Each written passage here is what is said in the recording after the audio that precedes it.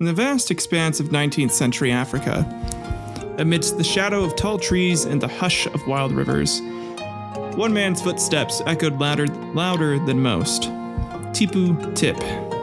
Not just a trader, but a warrior, a leader, and an empire builder. His journey through Central and East Africa was one punctuated by ambition, rivalry, and a fierce drive to control the ivory trade. As he once proclaimed, "I have fought many battles, and I know the cost of blood." One of his final confrontations, the brutal skirmish at Kasongo, epitomized his unyielding spirit and the sheer magnitude of the stakes he would play for. Often during his life, even from distant villages, rhythmic drum beats would be sounded out, echoing ancient songs of defiance, their pulsating cadence filling the thick tropical air, challenging Tippu Tip's reign. The bustling chatter of local traders, their bartered goods, and stories crossing borders was now silenced by the palpable anticipation of an inevitable clash. Whenever rival Arab factions began to mobilize, Tippu Tip always found himself ready. His vast trading empire, built on savvy diplomacy and occasional force, would often find itself threatened by both external enemies and internal dissent. Tippu Tip, fueled by visions of unmatched power and dominion, was never one to shy away from a challenge. With fire in his eyes, he would often command armies and mercenaries to dispatch his enemies. But what brought Tippu Tip to this precipice of power and peril? Was he a mere merchant with an insatiable appetite for territory, or did his ambitions reflect the broader socio-political currents of his time? And when will Samuel L. Jackson portray this man in a movie? Join us today on Historical Quarrels as we unravel the enigma of Tippu Tip.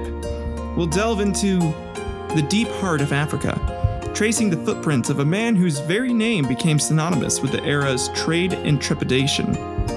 Fellow quarrelers, strap in as we journey into a chapter of African history that challenges our conventional understanding, shedding light on both the man and the myths surrounding him on today's Historical Quarrel.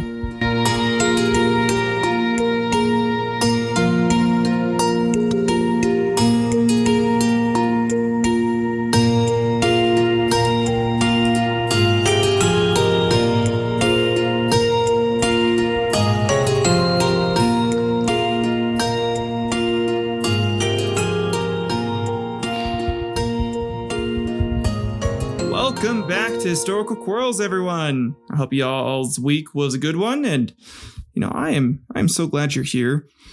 Quick disclaimer before I begin anything: this show is NSFW, and you maybe shouldn't listen to this where little kids can hear it, unless you like having little kids say some really fucked up shit.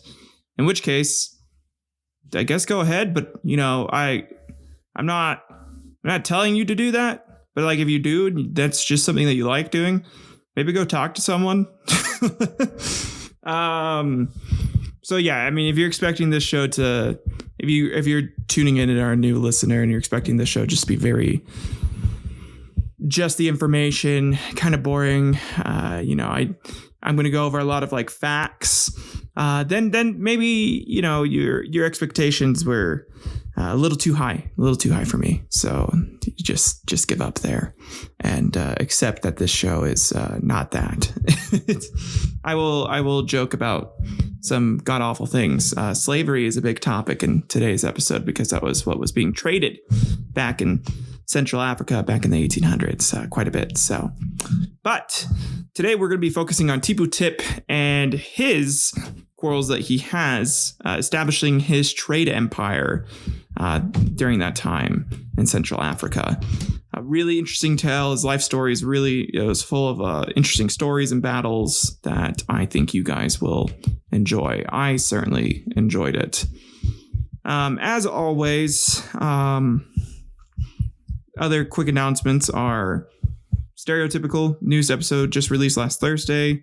I think it was a pretty good one. We had our guest, Ashley Francis, who is the host of the Passion podcast, who I did an interview with a while ago. And that episode of us is out on her channel on the Passion podcast. So go check that out if you want to hear me talk about why I like doing this show so much and why I like history so much. We can have an in-depth conversation over there with her.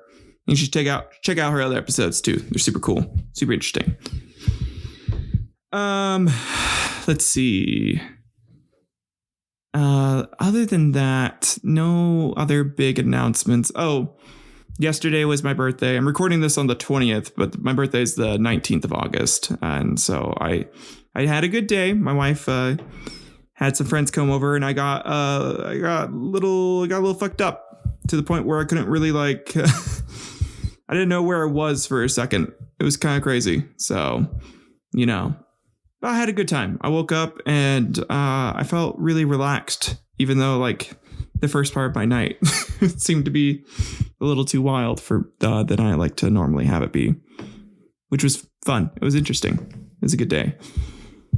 But yeah, so just so you guys know, quick rundown of how today's episode's going to work. As always, we're going to go first kind of over some background information for the area and understand how Tippu Tip's family would become, you know, this successful merchant family, and how he would take that merchant family and turn it into an empire, essentially.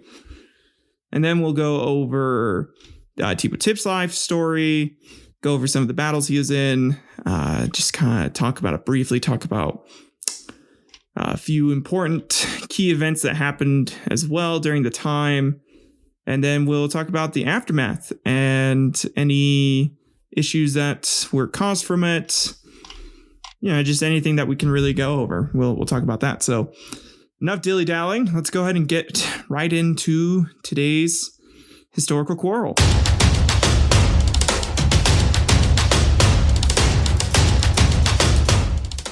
So to understand how Tippu Tip's family would become successful merchants, we need to journey back through the intricate socio-economic and political fabric of the 18th and early 19th century Zanzibar and the Swahili coast as well.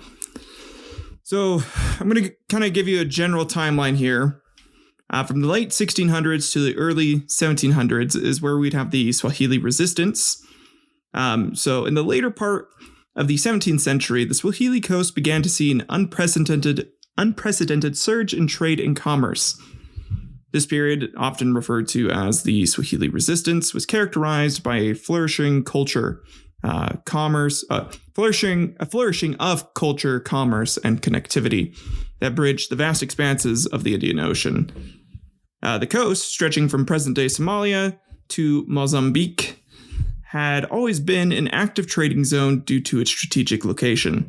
However, during this era, the trade network expanded exponentially.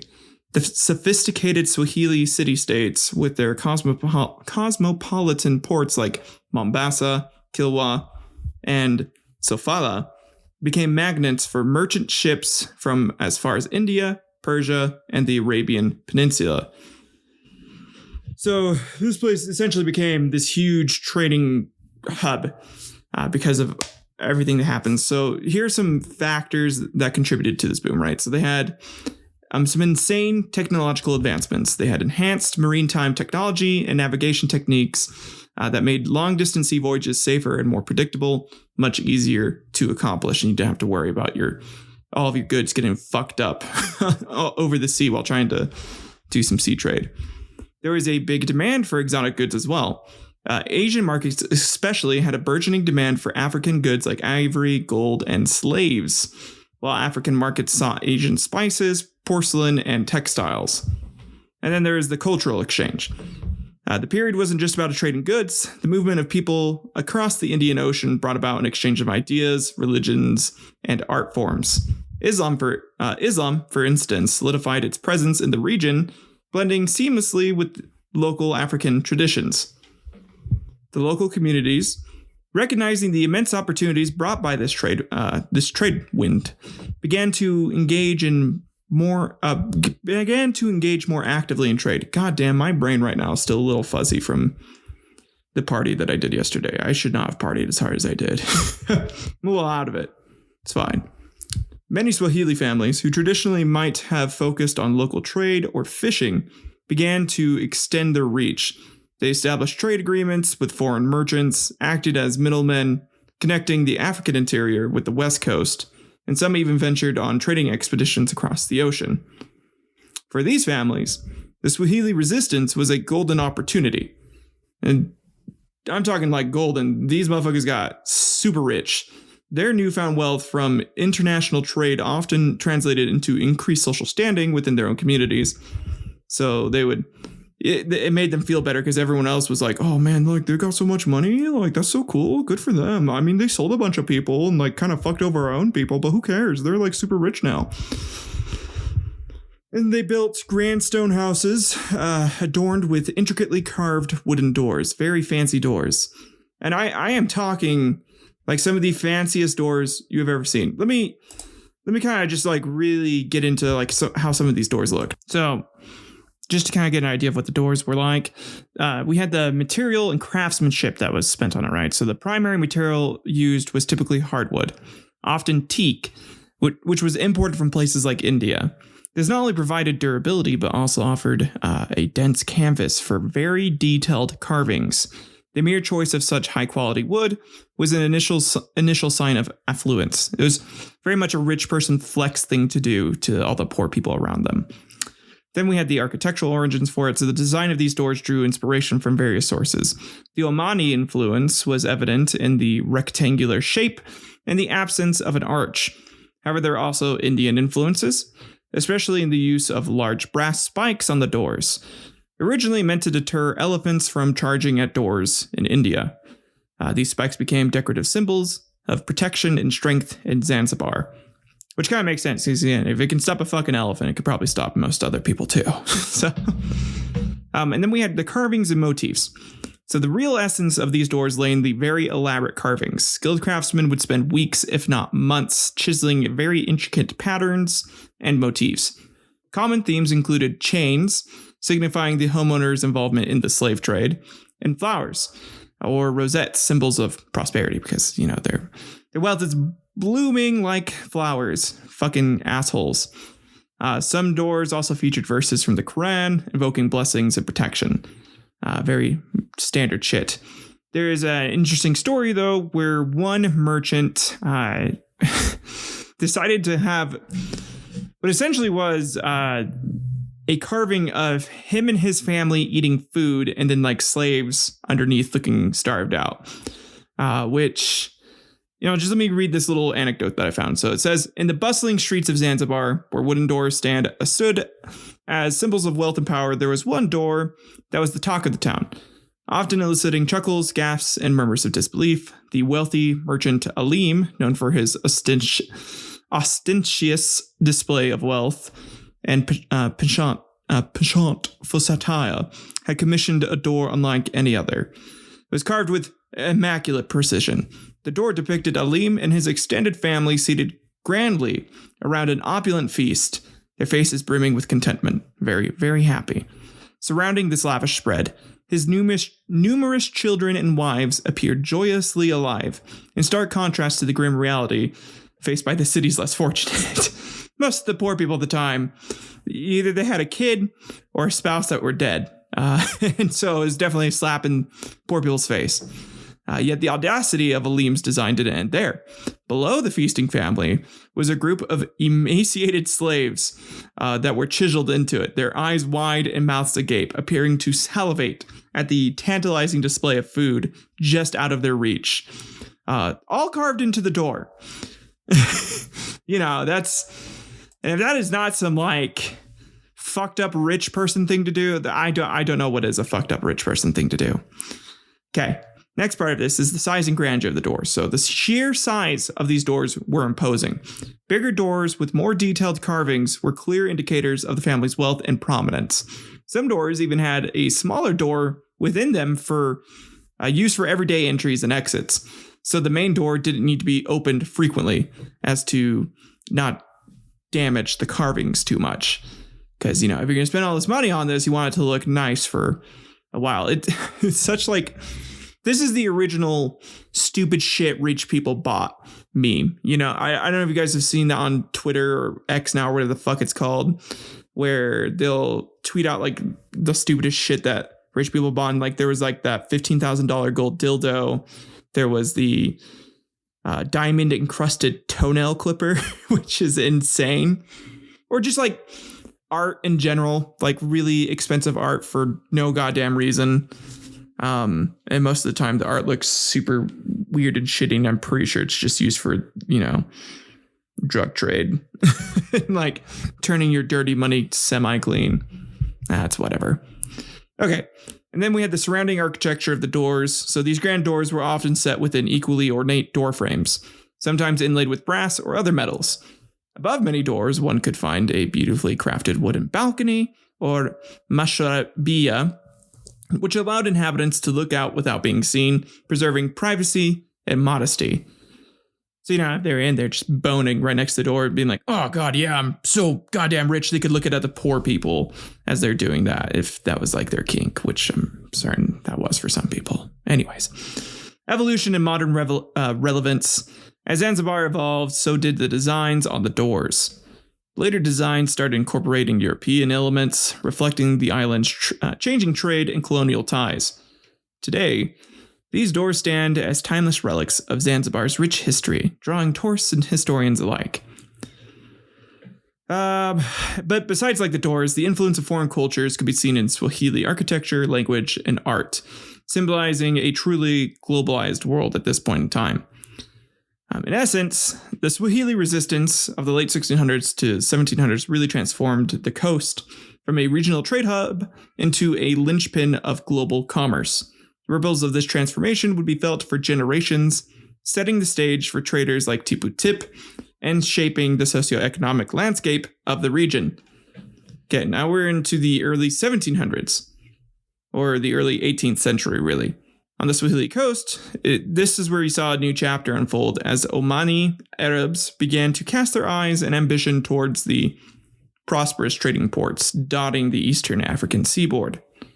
Their influence was not sudden, but rather a gradual infiltration that eventually brought a significant shift in the political and commercial landscape of the coast. And the reasons behind the Omani interests were manifold. So there was a bunch of trade opportunities. They recognized the Swahili Coast's pivotal role in the Indian Ocean trade network. And the Omani Arabs sought to control and benefit from the lucrative trade in goods like ivory, cloves, and slaves. See, that's how you make money. It's ivory, cloves, and slaves, you guys. Top three items exported. Okay, and then they had this very strategic location.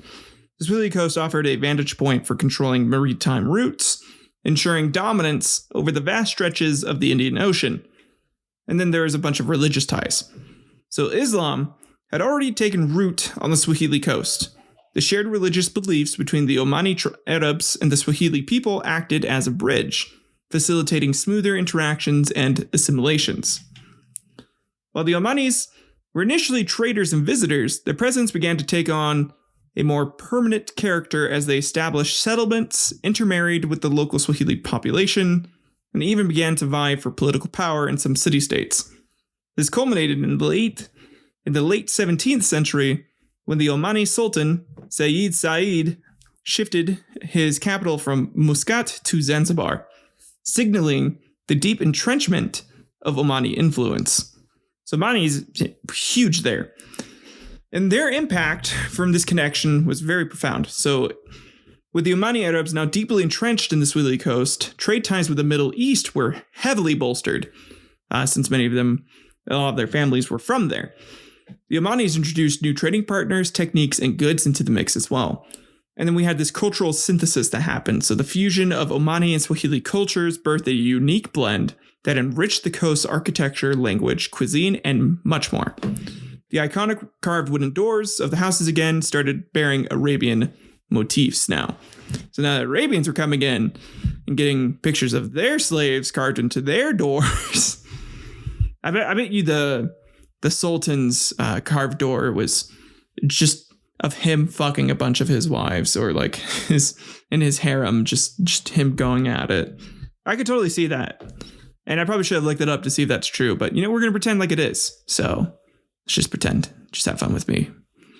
And then we had the economic prosperity for merchant families as well. So for the merchant families of the Swahili Coast, the Omani connection was a boon. They gained access to broader markets and leveraging their local expertise often acted as intermediaries between the Omani traders and the African interior. So they're that middleman, and the middleman in a lot of these blends and like mixing of two peoples always win. They always get like the most money at the end of the day. So they were there at the beginning and they're, acting for two groups of people. Okay, however, it is essential to note that this period wasn't without its tensions, as the Omani Arabs sought greater control. Power struggles erupted in some city-states, leading to political upheavals and reshuffling of allegiances multiple times. But, it really, this era really marked a transformative period for the Swahili coast. The Omani influence, while bringing about significant changes, also acted as a testament to the coast's enduring allure and significance in the annals of global trade and history.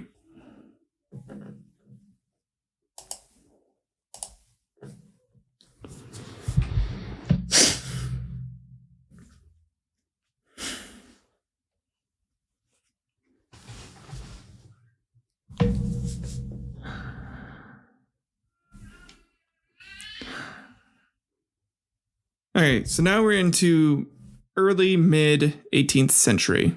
So the mid 18th century for the Swahili coast, particularly Zanzibar, brought with it a darker, more lucrative business, the trade in human lives, and the magnificent ivory of African elephants.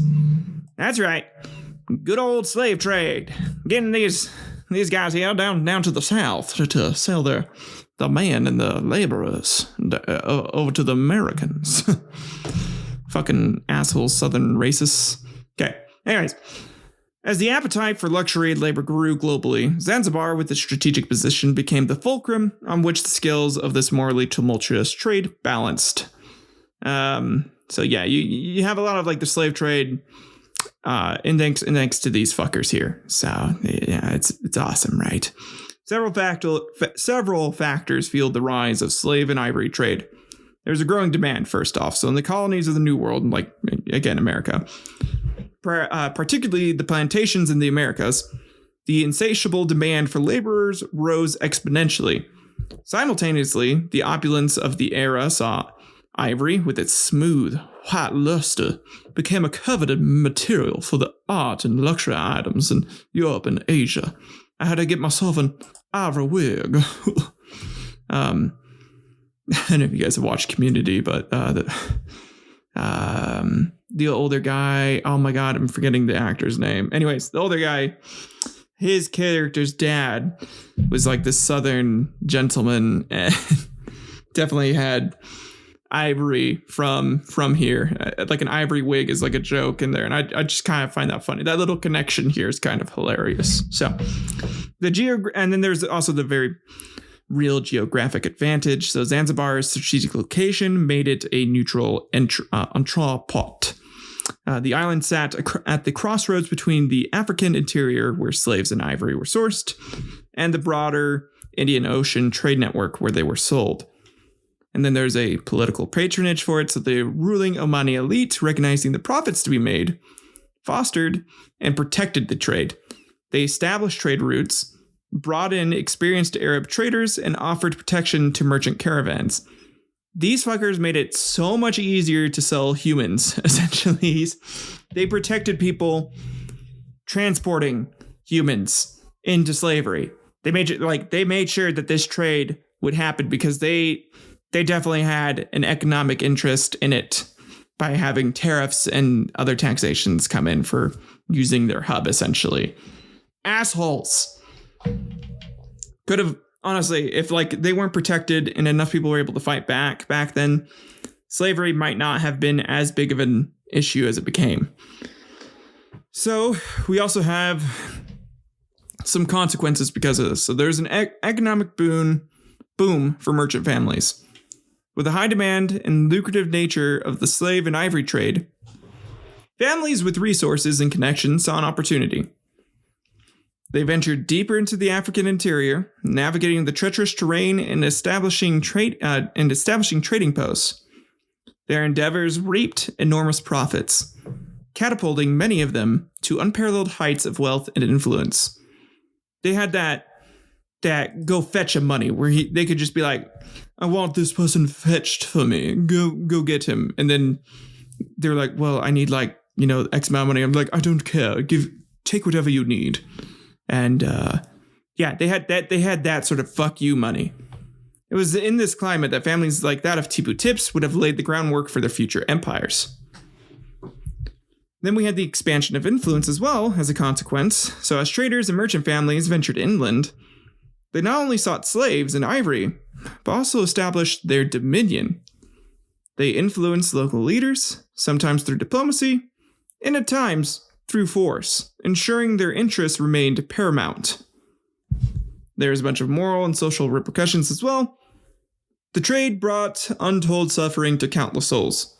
Families were torn apart, ancient communities disrupted, and a pall of fear hung over many regions. The grim chapter would leave a lasting scar on the continent's psyche. But that's fine. They had to make money. They had to make money somehow, right? And you could do that by tearing apart families. Not letting little Timmy see his mother. It's fine. As long as I make money. And fuck the rest of you. At least that's what they definitely thought it was okay. So, it's great. Another consequence is the cultural exchange, right? So while the reasons were nefarious, the deeper penetration into Africa by Swahili and Arab traders led to a more significant exchange of ideas, cultures, and beliefs. Just kind of shitty, but they essentially went in there, were like, listen, we're taking your people, and you're going to work for free. So what you guys are doing right now where you're trying to farm, feed your family and shit? Well, imagine doing that, but like, you get to do that for free with some like white guy beating you or something. I don't know what they do. We're going to beat the shit out of you too as we take you over to the port here. So, you don't like that idea? Well, that sucks. Too bad. Anyways, I'm also going to appropriate your culture too. And fuck you if you say otherwise. So in retrospect, the mid-1700s saw the Swahili coast, especially Zanzibar, become the nexus of a trade that was both an economic bonanza and a moral quagmire. Not really a quagmire, more of a moral fuckery. Morals did not matter. It was a numbers game back then. They only cared about how much money they were making. They didn't care about human lives and how they were impacted, which is kind of standard for most people back then, sadly. And while the shores glittered with wealth, with the wealth that they accumulated, the shadows cast by the slave and ivory trade darkened the soul of the region, a dichotomy that would shape its history and legacy.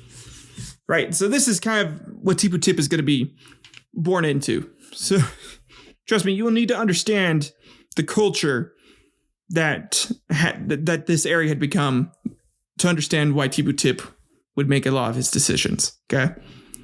So then we had the late 1700s, with the Omani migration, or the winds of change over Zanzibar's shores. As the waning decades of the 18th century unfolded, Zanzibar and the Swahili coasts witnessed a shift, not just in trade dynamics, but also in demographics.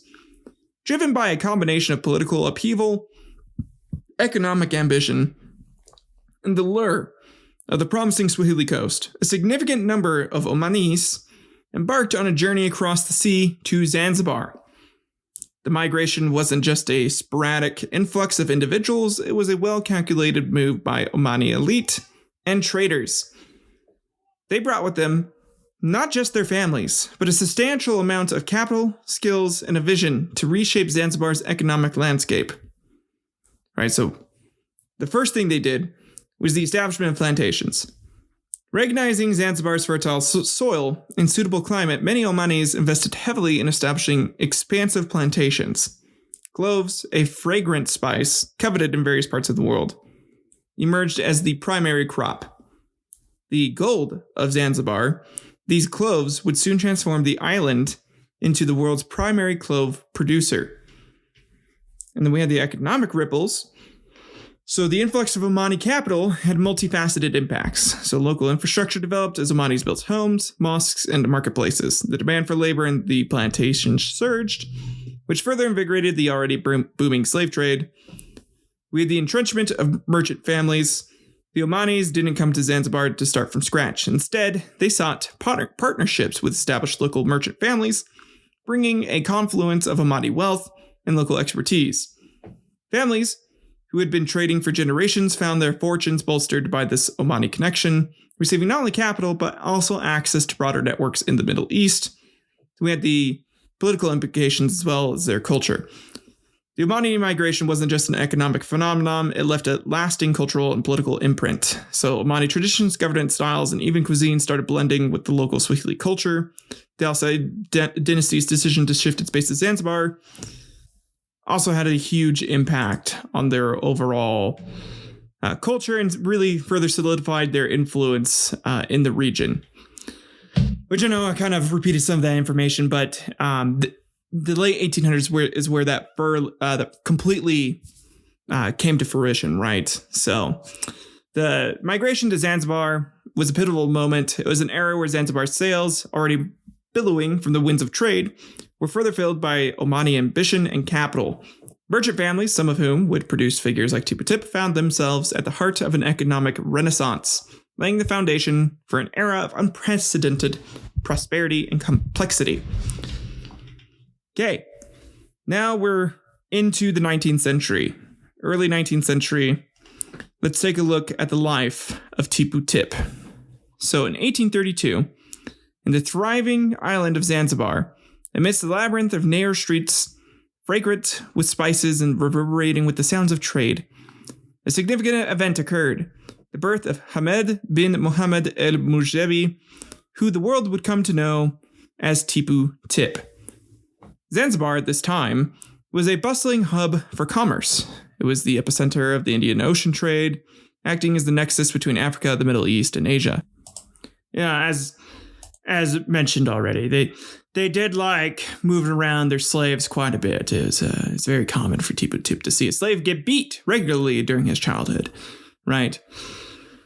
Because that's what people like doing. Anyways, so born into this milieu, Tippu Tip was not just any child of Zanzibar. He was born into a renowned Arab Swahili trading family.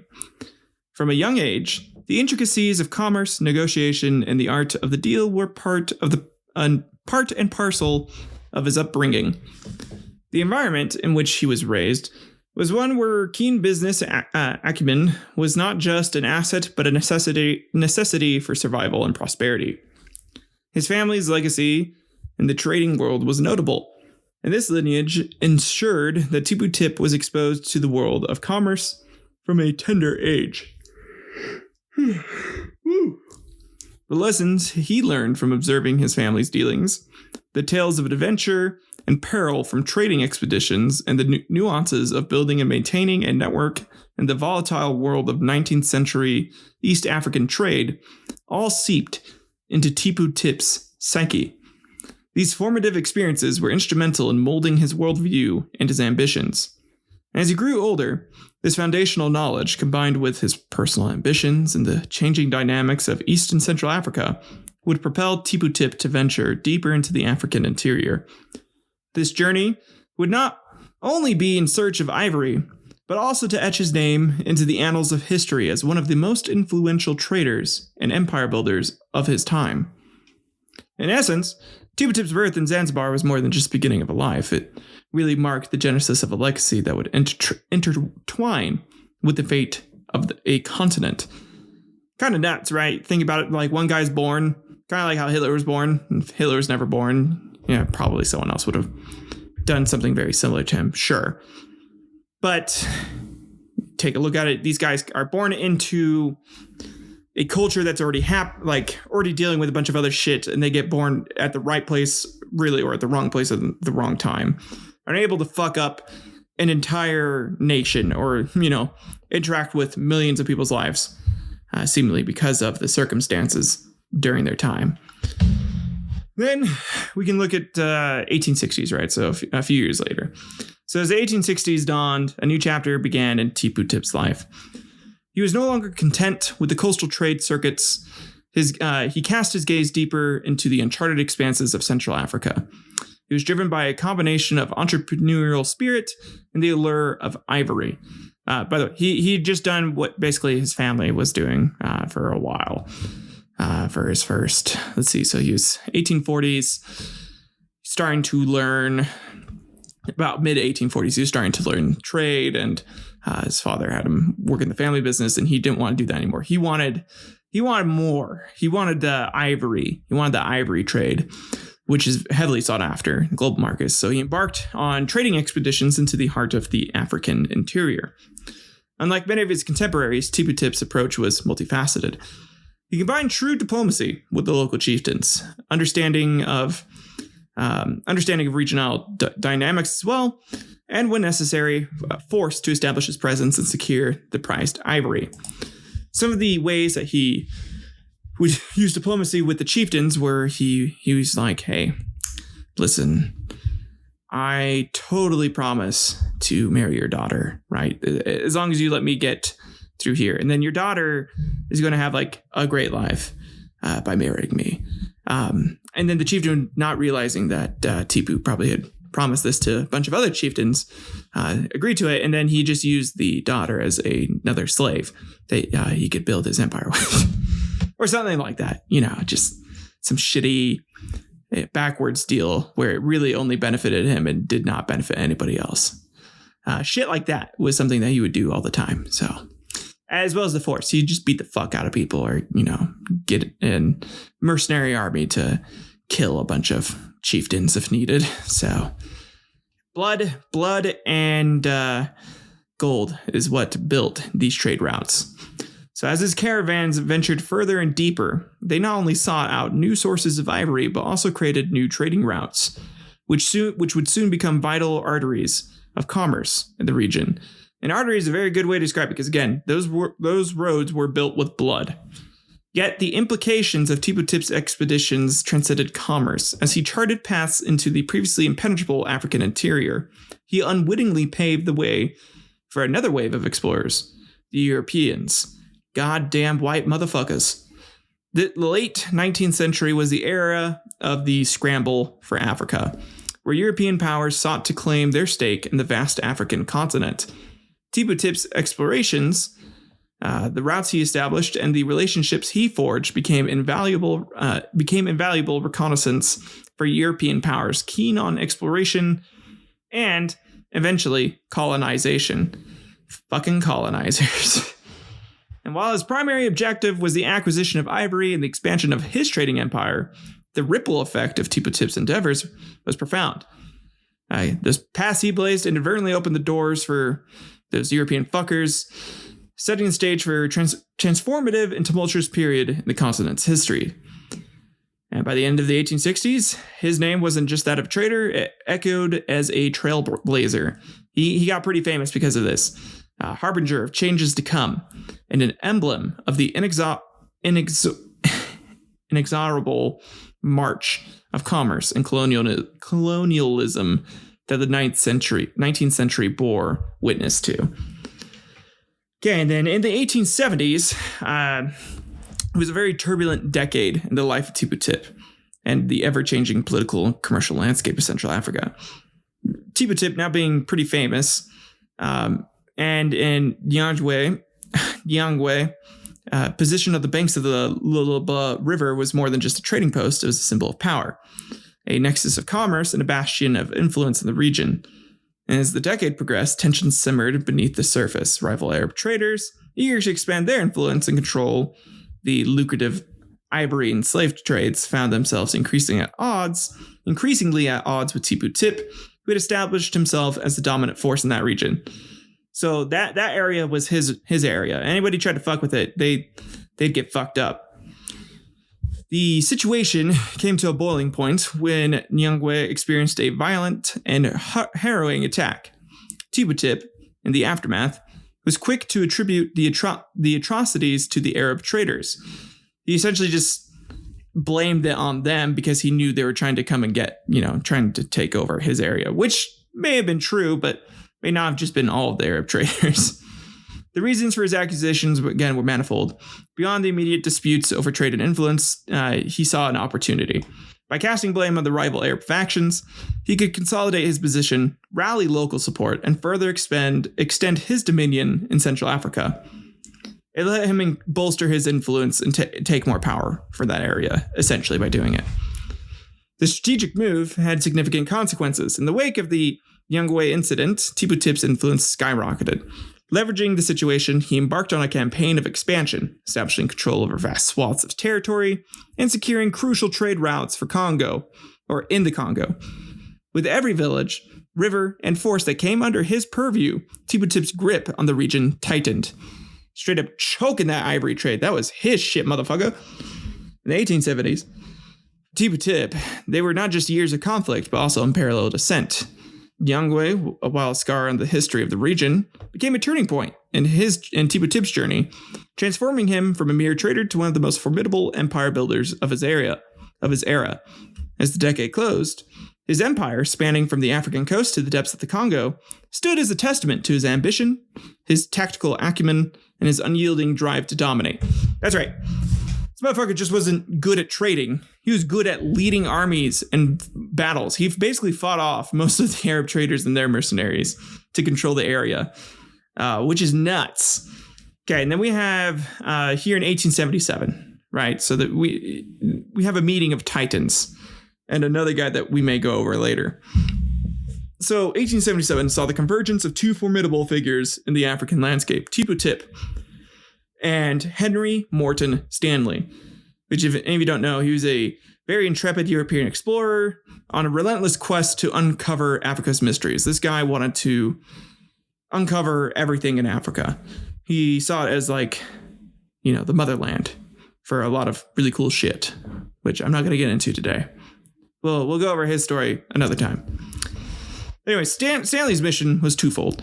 Initially, he sought the elusive source of the Nile, a quest that had captivated Europeans for centuries. Later, his mission shifted to the rescue of Emin Pasha, another emblematic figure of the era. Tippu Tip, with his unparalleled knowledge of the region and vast network, was indispensable for Stanley's objectives. However, the meeting of these two titans was not without tension. Mistrust brewed between them, a product of differing agendas, cultural misunderstandings, and the overarching geopolitical currents of the era. Essentially, Stanley would sip on tea all the time, and Tippu was like, that's disrespectful. How dare you sip on tea and not enjoy some of the drink that I had my slaves beaten out of for you? Like I had to beat the shit out of them to get them to make this orange juice, and you're just drinking your tea, you goddamn British fuck. It really made him mad. It was upsetting him quite a bit. And then Stanley was like, I just like tea, man. What the fuck? Yeah, or something like that. Anyways, Tippu Tip, with his extensive influence in the region, viewed Stanley with suspicion, wary of the Europeans' intentions and the broader colonial ambitions he might represent. He essentially kind of viewed him as like a spy for the British, for the British Empire at that point. He's like, so you fuckers trying to move in on my land and shit? But in the complex web of Central African politics and commerce, pragmatism often trumped mistrust. So despite him mistrusting it, he recognized the potential benefits and chose to assist Stanley. He was like, fuck it, doesn't matter. Right now I get some benefits. So whether driven by mutual respect, the promise of trade, or political maneuvering, their collaboration would have lasting implications. Stanley, with Tippu Tip's assistance, made significant progress in his explorations. The paths they treaded, the rivers they navigated, and the knowledge they exchanged would play a pivotal role in the subsequent European exploration and colonization efforts in Central Africa. So yeah, because of the Tippu Tip, the British Empire and the France, Spain, all of them were able to come in and really fuck up a bunch of shit later. So go you guys. You did good, kind of not at all. And then in 1877, it just really became a very landmarked year. The partnership between Tippu Tip and Stanley, while fraught initially with tension, inadvertently paved the way for the European colonial machine. Their alliance, marked by both collaboration and contention, would reverberate through history, shaping the destiny of Central Africa and leaving an indelible mark on the continent's colonial legacy. Okay. Now we have a few years later in 1884 through 1885, the Berlin Conference. Very important to understand. So the close of 1884 heralded the commencement of a seminal event in the annals of African history, the Berlin Conference. Convened by major European powers, this gathering sought to, quote-unquote, civilize the continent by partitioning it into spheres of influence, thus preventing inter-European conflicts over territorial claims. Yet, its echoes would reverberate far beyond the chandeliers and gilded halls of Berlin, forever altering the destinies of millions of Africans. Which, by the way, that's kind of fucking crazy to think about. So basically, over in Berlin, a bunch of fuckers, rich assholes who were in charge of these empires, decided the fate of a million people who had no say in what they were planning on doing. It's really fucked up to think about. Like, I get it, back then it was a grab for power, and whoever could control the most land had most territory. That's what you needed to do. But at the same time, how does your morality not play into that thought process? You know, of like, these are people. Like, why do I need to interfere with their shit? I barely have enough shit over here, so I need to figure out what to do with it. Anyway, I feel like if they would have just spent more time focusing on their current land and tried building stuff out over there, we could be so much more advanced as a society. But no, people just want power. That's just how the world is. It's a grand old fucking time. So within the framework of this new colonial order, Tippu Tip's prowess and influence in Central Africa couldn't be overlooked. So as European powers jostled to stake their claims, Tippu Tip's dominion emerged as a focal point of negotiations. And then Tippu Tip, recognizing his formidable control over vast territories in the Congo and his intricate network of the trade routes, the European powers acknowledged Tippu Tip as the ruler of a significant stretch of the Congolese interior. They're essentially so this guy's a fucking king. Yeah, how we're kings and people pay us respect and tribute. That's that motherfucker. So while this recognition was a testament to Tippu Tip's unparalleled influence and strategic acumen, it came with its own set of challenges. The Berlin Conference, for all its diplomatic veneer, signified the growing shadow of European colonial ambitions. While Tippu Tip's territory was acknowledged, it was now within the larger framework of European colonial designs on Africa. In the wake of the conference, the political landscape of Africa underwent a tectonic shift. New boundaries were drawn, often with scant regard for ethnic, cultural, or historical ties. They'd split up a region, from these people in a holy site. Oh, you think your god lives there? Well, too bad. I'm moving your god over here and you can't cross it without asking me permission. Even though you've been able to do that your whole lives. Fuck you.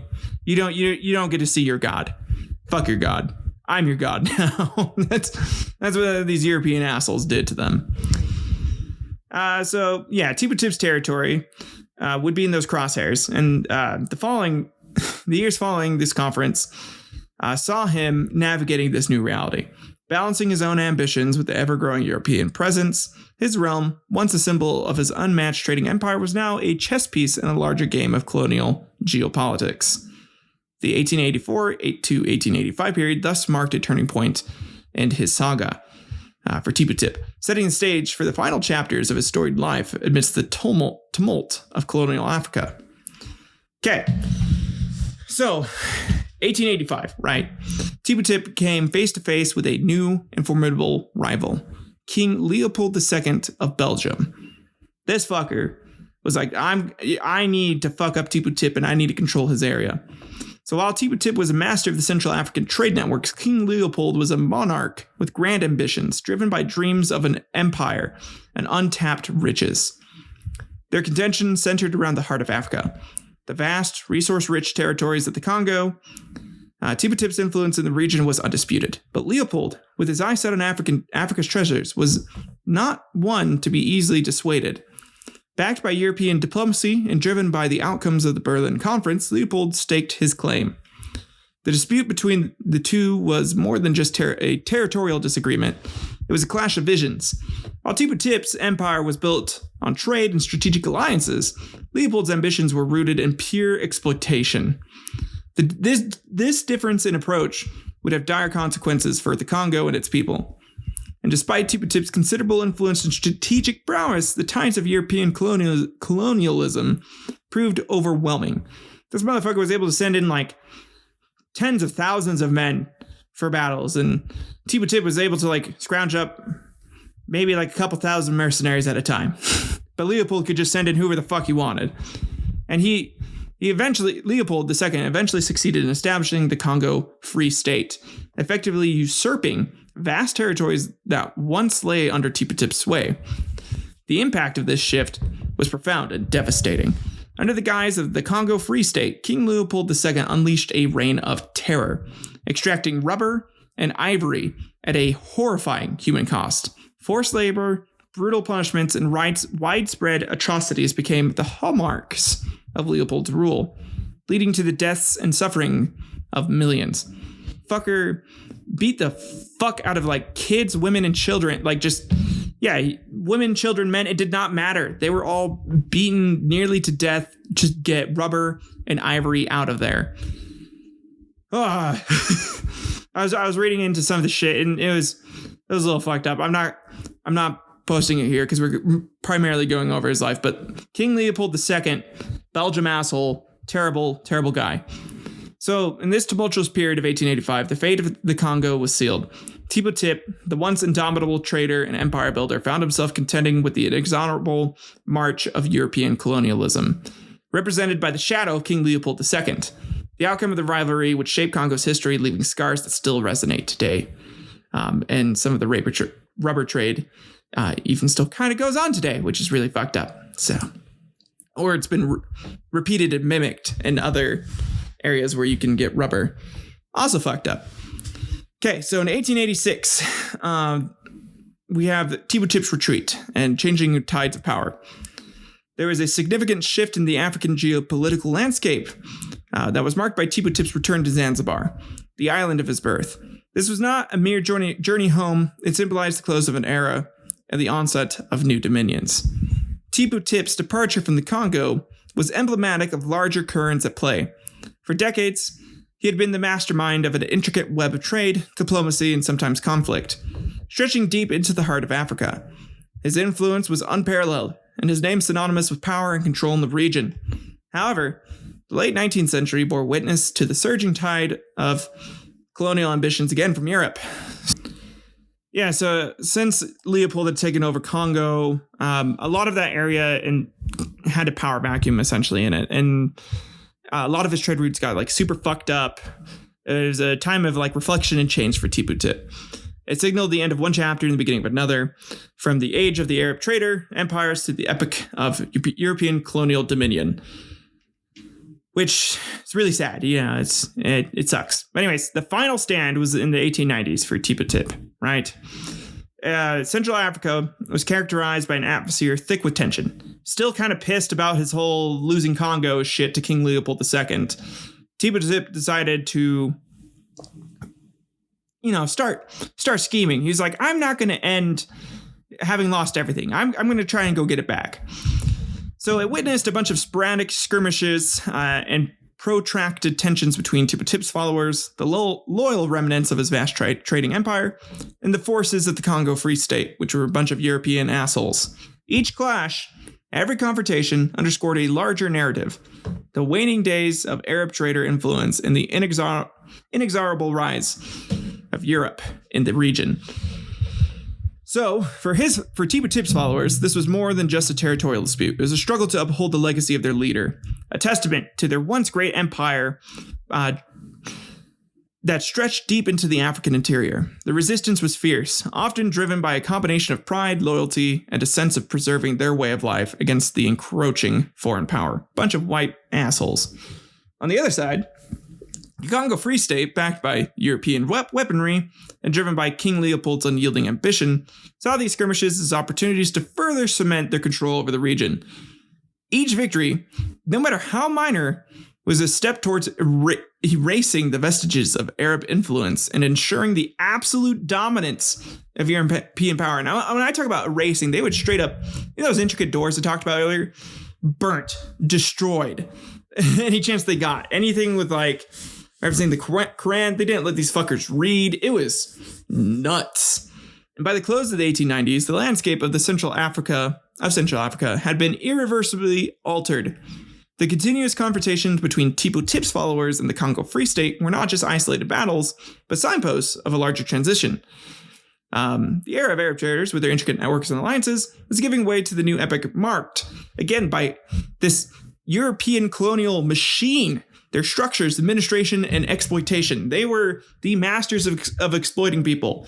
These fuckers came up with the concept of Egyptians and the slaves that they had with the Jewish people. Like they knew what exploiting people were to get like some shit done for them. They were too good at it. And the impact of their clashes were profound, signifying not just the decline of the trader influence, but also reshaping Central Africa's identity under the looming shadow of the colonialism. The echoes of this tumultuous decade can still be heard today as the continent grapples with the legacies of its conflicts past. A lot of this shit is kind of why today there is this split idea as to like what culture Central Africa should be. Because really, it had become this kind of blend between Arab and Swahili cultures. But then Europe came in and decided to just like try and erase the Arab culture out of it as much as they could. Tippu Tip fought against European erasure of that, which was really cool. And in 1905, we have Tippu Tip's final blow. On the sun-kissed island of Zanzibar, Tippu Tip, the once mighty trader and empire builder on Central Africa, breathed his last. His passing was not just the end of a life, but the conclusion of a significant chapter in African history. Tippu Tip had been a force of nature, carving out a vast dominion in the heart of Africa, setting in motion a series of events and leaving an indelible imprint on the continent. His tales of ambition, rivalry, and conquest had become legend. But by the time of his demise, the world around him had changed dramatically. Europe's scramble for Africa in the late 19th century had led to partitioning of the continent among various colonial powers. The flags now flew over territories that Tippu Tip had once traversed, traded in, or ruled over. Straight up, this guy like ruled over most of Central Africa. What had become Congo was mostly his. Fucking crazy. And the guy was able to do that just by, doing a bunch of trade. And he also killed a bunch of people. But he didn't exploit them as much as Europe did. So, at least that's one nice thing that he did. So the intricate networks of trade, the rivalries, the alliances, the world that Tippu Tip had known had been transformed under the weight of European administration, infrastructure, and governance. Essentially, his diplomacy meant shit in the face of gunpowder and, bullets. it didn't mean shit when they had the better weapons. Tippu Tip's death in 1905 was symbolic of the broader transitions at play. The age of great African traders, chieftains, and empire builders was fading, making way for a new era dominated by European colonial states, with their defined borders, policies, and bureaucracies. While Tippu Tip's physical presence had been confined to history, his legacy endured in the annals of African history. His name would forever be synonymous with a time of great flux, of transition between indigenous power structures and the onset of European colonialism. As the sun set on his life, so too did it mark the twilight of an epoch. But even as the shadows lengthened, the stories, lessons, and memories of Tippu Tip's era would continue to illuminate the African landscape, a testament to the resilience and spirit of a continent and its people.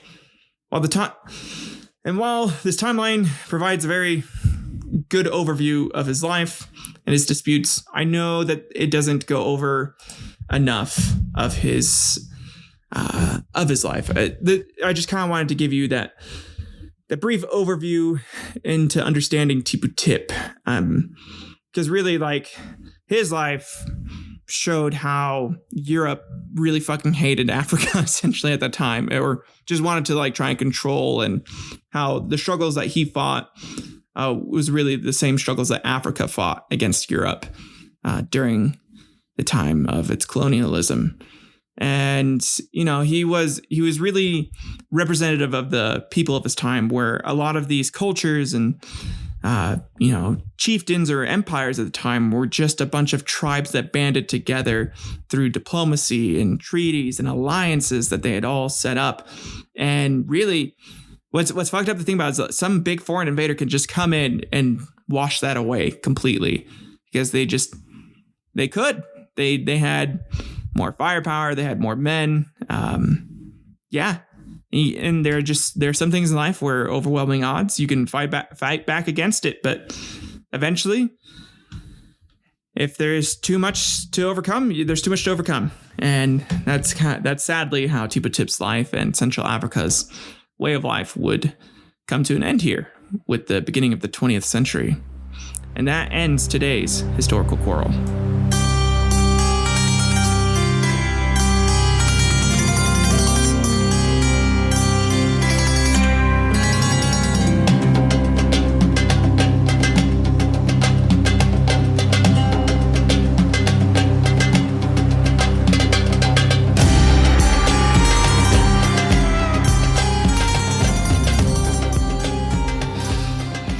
Guys, well, it kind of brings us to the end of today's episode.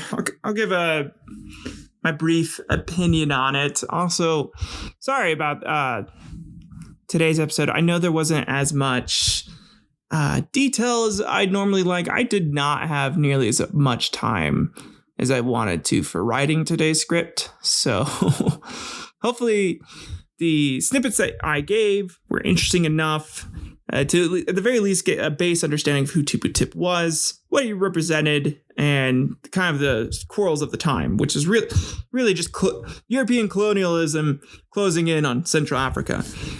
My main thought was just like how crazy it was that, this kid, yes, born into wealth and luxury, was still able to essentially take his family's little merchant business and turn it into this empire that European powers recognized. Like, they recognized him as like a king, essentially, because of how wealthy and how much influence he had over his region for his trade networks, which is fucking cool. And then I don't know, what Leopold did, some of the shit that I read was awful if true. I didn't have enough time to verify anything, which is why I didn't include it. But some of it included he would like behead people, like have like slaves beheaded in front of their kin, or like beaten in front of their kin to make like the kin more obedient. Just like shit like they would come up with. He purposely did some like European medieval torture shit on them too, which is scary, terrifying, honestly. So yeah, but I didn't get to verify anything yet, so that's why I didn't get it into the episode. But yeah, I don't know. It's kind of crazy because like I understand why Europe did it.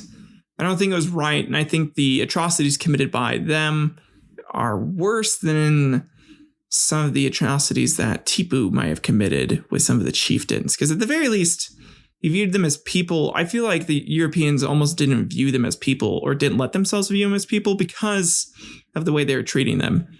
Because it would harm their psyche too much if they did that. So, which is really sad. But they also traded slaves. But there was like a big thing by the time Tippu was alive. I mean, Tippu cared more about the ivory, not as much about the slave trade. So, but I don't know. What do you guys think? Hopefully you found some of this interesting. Let me know if there's anything I can do better. I feel like there's already a couple things I could do better from this episode in particular.